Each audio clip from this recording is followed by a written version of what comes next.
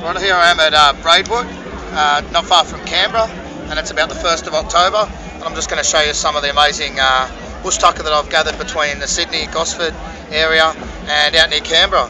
To start off with, I've got this Guymea lily on the way here, and if you have a bit of a closer look in there, hopefully you can see it, there's all like a jelly-like substance in that flower, and that's the food. The actual flower petals are poisonous. Some books will tell you can eat the flower petals, but that's not true. But here's this delicious nectar off there, which is really, really good food, probably rich in vitamin E. Really, really, really lovely flavour. Would you like to try some, mate? Why not? Some nectar off this. What's your name, buddy? Peter. Peter. Yeah. Nice to meet you, man. So you just basically want to suck the nectar out of the inside of the flower. Just lick that off there. If you can give your reaction to the camera. Tell me what you think. Do you want to try some, Dale? That's beautiful. It's so sweet and thick. It's amazing, eh? Yeah, it's really good, eh? So that's a really, really sweet nectar off that. You can also eat the stalk when it starts to shoot up, which will eventually become the scarp, which the flower sits on top. You've got all this food in this section here of the young ones. Little handy tools, very handy to have. It's about a week today until I do my survival mission, doing a week in an urban environment. And as I'm cutting this food away, I can feel my belly jiggling a little bit, so it'll be good to do a 2-week survival mission. I reckon I'll lose about 10 kilos during that time. But you've also got this bit of tucker in here. It sometimes tastes a little bit soapy, but it's not too bad. That tastes nice, actually. Oh, spot on. Really good. Right, so you can eat all that. Just slice that up really finely. Again, don't eat the petals of the Guymea lily, or Dorianthus excelsa is its botanical name, meaning spear flower exceptional. It shoots up really, really high, up to 15 feet. So again, you can drink the nectar, eat the stem. You can also eat the roots and the leaf bases. The actual leaves are really good for spinning into rope as well. You can use them just like that. They're fairly strong. Or you can spin them in a fairly decent rope.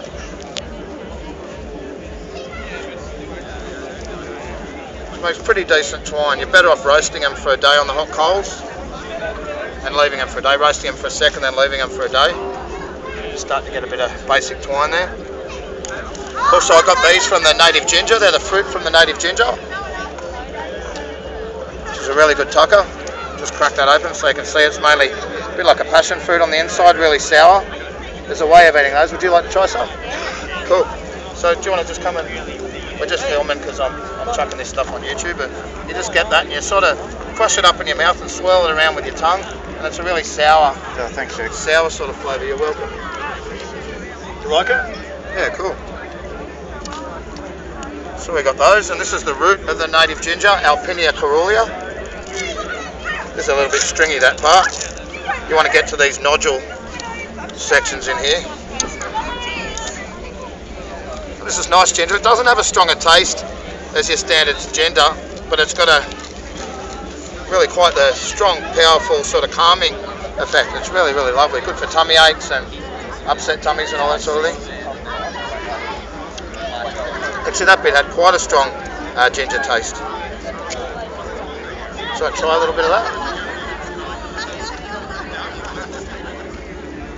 Right, also I've got these cycad seeds, which are dead set toxic unless you crack them open. I'll just crack that open with this rock here. They've got those seeds inside, which are edible but toxic unless you treat them right. And the way of treating these seeds inside here is by slicing them really, really finely and leaving them in running water up to 3 days, squeezing out the milky toxin that you get in there. And then you pound it up, mix in a bit of water, squeeze out some of the water 5 or 6 times in about 3 or 4 changes of water, then roast it really well, and then you can eat it. The Aboriginal people on Kangaroo Island started to reintroduce this into their diet, and apparently people were starting to go blind because they'd lost some of the technique in preparing these. So you've got to be really, really careful when you're eating any of this bush tucker. And as I always say, please don't go just trying anything you find in the bush. I'm officially telling you not to try anything. You could get this root here, which looks a bit like taro, and it's related to the taro family. It's called Kunji Voi. Try and get into that root there as food. and that's got like a prickly poison in there, which could cause throat closure and could make you really, really sick. You treat that in a similar way to the way that you treat these nuts here, the Bunya, or Burrawang as they're called. Also got these beautiful native currants that we got on the way just in Sydney. And this plant's a root parasite. Its name's Leptomeria acida, and they're very, very sour. Do you guys want to try some? Do you like sour stuff? Yeah. There you go.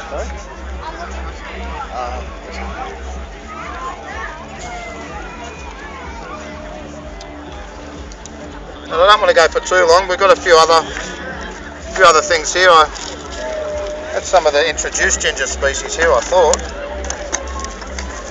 Oh well, can't see it now. But last but not least, I found one of the wood grub species that you get around here, just walking around in the bush in Braidwood. There wasn't a great deal of diversity, but I found this fella, which is a really good tucker. There's a whole heap of different types of grubs and that you get around in different areas, hundreds actually, and they're very, very high in protein, up to 5 or 6 times the protein of red meat. So I've heard high in fats, cholesterol free, really, really good tucker. I'm going to save him and eat him a little bit later on. He's about 2 years old. They live till about 3. They get up to an inch larger than that, and then they turn into a great big moth that you get around here. So this is some of the tucker that you find between Sydney and Canberra and the start of October. Cheers.